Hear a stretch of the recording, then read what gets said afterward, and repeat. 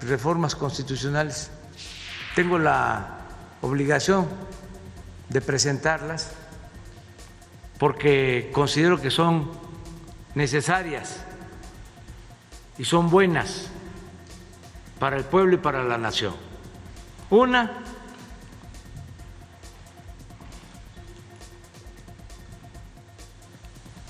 que fortalezca a la Comisión Federal de Electricidad. Dos, una reforma electoral para que de verdad haya independencia en todo el proceso de las elecciones. Y la tercera, la Guardia Nacional. Queremos que la Guardia Nacional se siga consolidando, pero no queremos que pase después a Gobernación o a cualquier otra institución y en 6 años esté echada a perder. No. Andrés Manuel López Obrador abrió sus últimas cartas para el resto del sexenio. Anunció que tiene en la mira 3 reformas constitucionales que definirán en parte el legado de su presidencia. Una reforma electoral para, dice, reducir el costo de nuestra democracia y darle verdadera autonomía al INE, incorporar la Guardia Nacional a las Fuerzas Armadas y fortalecer a la Comisión Federal de Electricidad a través de la Ley de Industria Eléctrica que ha sido revertida en tribunales. Se trata de la última apuesta en lo que resta de su mandato. Para cambiar la Constitución en la próxima legislatura, Morena, el partido del presidente, necesitará la mayoría calificada, es decir, 2/3 partes de la Cámara, 334 votos de 500. Tras perder presencia en San Lázaro en la última elección, los morenistas y sus aliados están ahora a medio centenar de votos de esa mayoría necesaria para cambiar la Carta Magna, a diferencia de los 2 votos que requirieron y consiguieron sin ninguna dificultad en la primera mitad del sexenio. El tema es la apuesta final del presidente. Y el tema es...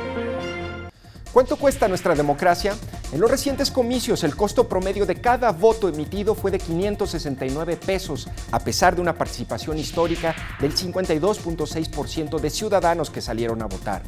En las últimas 3 elecciones intermedias, el costo promedio del voto en México ha aumentado 62%, el presupuesto del INE creció 120% y el financiamiento para partidos 93%. El estudio Costo del Voto en el Mundo reveló que en nuestro país cada sufragio cuesta más del doble que en Estados Unidos, Brasil o Francia. Una parte central de la reforma electoral de AMLO es justamente abaratar los costos de nuestra democracia y otorgarle verdadera autonomía al INE ante una manifiesta desconfianza del presidente ante el órgano electoral. Una de las grandes cargas financieras de nuestro aparato electoral está justamente en el financiamiento público a los partidos políticos que año con año ven crecer su presupuesto. De 26,819,000 pesos que gastará el INE este año, 7,000 son para financiar a las fuerzas políticas y prácticamente un monto equivalente para organizar la elección.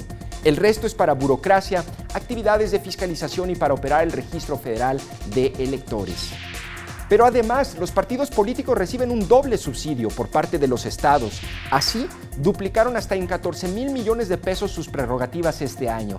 Es allí donde se podrían recortar para buscar ahorros. Esta reforma electoral, según ha expresado el presidente y diversas propuestas en la bancada de Morena, busca la sustitución anticipada de consejos electorales y la reducción de sus periodos de 9 a 4 años.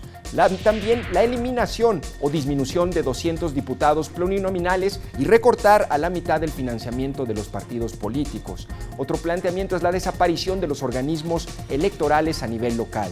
Sin embargo, existen 2 riesgos: que los criterios de austeridad republicana se impongan sobre la suficiencia y autonomía del INE y que la reingeniería institucional devenga en una pérdida de pluralidad y un control político del presidente y su partido sobre el órgano electoral. En la reforma electoral de 2014, el INE adquirió 74 nuevas atribuciones entre fiscalización de campañas locales, nombramiento de consejeros electorales, organización de comicios locales, entre muchas otras actividades. Se trata de un organismo obeso, sí, pero también recargado de tareas y cada vez más burocratizado.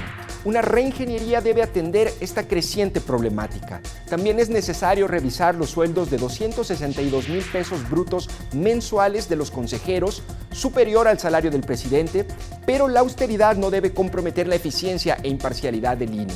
La paradoja es que este año nuestra democracia será todavía más cara y el responsable es el propio presidente, que impulsa una consulta intrascendente para enjuiciar a los expresidentes. El Consejo General del INE determinó que se requieren 890 millones de pesos adicionales que no tienen, por lo que han solicitado más dinero al Ejecutivo para organizar esta consulta. La fecha límite para la reforma es septiembre de 2023, cuando comenzará el siguiente ciclo electoral. Andrés Manuel quiere impulsarla para el próximo año. Un cambio en la Carta Magna en esta materia debe evolucionar hacia las virtudes de un Estado democrático. Un costo razonable de la democracia, la alternancia, la equidad, el combate al financiamiento ilegal y la intervención gubernamental. La Guardia Nacional, creada en marzo de 2019, nació como una institución de seguridad pública y de carácter civil, estatus que hasta ahora solo conservó en el papel. En la práctica, la reforma constitucional de AMLO para incorporar la Guardia Nacional a las Fuerzas Armadas solo busca adaptar la realidad a la ley, en vez de aplicar esa misma ley para transformar la realidad. En su concepción, la Guardia Nacional estaría conformada por elementos de la Policía Naval, la Policía Militar y la extinta Policía Federal. En un plazo de 5 años, debía reclutar y capacitar a sus elementos para alcanzar una fuerza de 140,000 efectivos, ya no militares, sino civiles, bajo un mando adscrito a la Secretaría de Seguridad y Protección Ciudadana. La realidad es que hoy la Guardia Nacional tiene 101,746 elementos, de los cuales el 75% pertenecen a las Fuerzas Armadas y la Marina. Asimismo, en la práctica está subordinada operativamente a mandos del Ejército Mexicano. La gran apuesta de López Obrador para atender la emergencia de seguridad en el país se ha convertido en el más grande despliegue de militares en las calles, por encima de sus antecesores Enrique Peña Nieto y Felipe Calderón. De esta manera, el anuncio de López Obrador tiene dos lecturas. Por un lado, esconde el fracaso para conformar un cuerpo civil de seguridad. Asimismo, renuncia al mandato que dio vida a la Guardia y permitía su composición militar solo de manera provisional, a cambio de impulsar una estrategia paralela para fortalecer a las policías locales. La incorporación de militares en tareas de seguridad ha generado advertencias por dos riesgos: el potencial incremento de violaciones a derechos humanos y la opacidad con la que se manejan las fuerzas castrenses. Sin embargo, el ingrediente principal de una reforma constitucional para adscribir la Guardia Nacional formalmente a la Sedena debería incluir una alternativa para desmilitarizar las tareas de seguridad pública. La estrategia no puede centrarse solo en una reacción policial o militar ante el crimen organizado, como ha ocurrido hasta ahora. Pese a su reciente creación, la Guardia Nacional es una de las instituciones en las que más confían los mexicanos. A nivel nacional, 23.4% de la población tiene mucha confianza en el Ejército y la Marina, seguido de 20.9% que tiene el mismo nivel de confianza en la Guardia Nacional. La Secretaría de Seguridad y Protección Ciudadana ha sido omisa hasta ahora en el fortalecimiento y profesionalización de las corporaciones estatales y municipales, pero también en desarrollar un cuerpo policial, la Guardia, que ayude a regresar a los militares a los cuarteles. Ahora resulta que les preocupa la militarización, cuando ellos aplicaron como estrategia el uso de la fuerza. Hasta se vestían de militares. Nosotros tenemos el respaldo, el apoyo de las Fuerzas Armadas y el entendimiento, la aceptación de que se van a garantizar los derechos humanos y que va a haber un uso moderado de la fuerza. La apuesta de AMLO se completa con los cambios a la Constitución para fortalecer a la CFE, que asegura está en desventaja frente a los privados y plantea un cambio al modelo en el mercado eléctrico nacional. Es lo que el presidente califica como una simulación del libre mercado. La realidad es que hoy la CFE es una empresa en crisis. En 2020 tuvo pérdidas por 80,000 millones de pesos y una deuda superior a los 50,000 millones.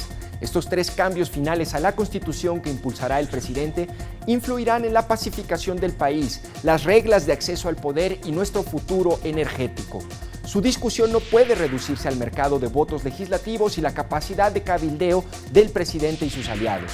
Por el contrario, Una vez que el presidente dé a conocer las iniciativas, deben acompañarse de una profunda discusión y análisis de cada reforma vía Parlamento abierto. De otra manera, el riesgo radica en que se tomen decisiones con criterio político y no técnico y económico sobre nuestro futuro energético, las reglas del juego democrático y la seguridad que los últimos 3 presidentes no le han logrado regresar al país.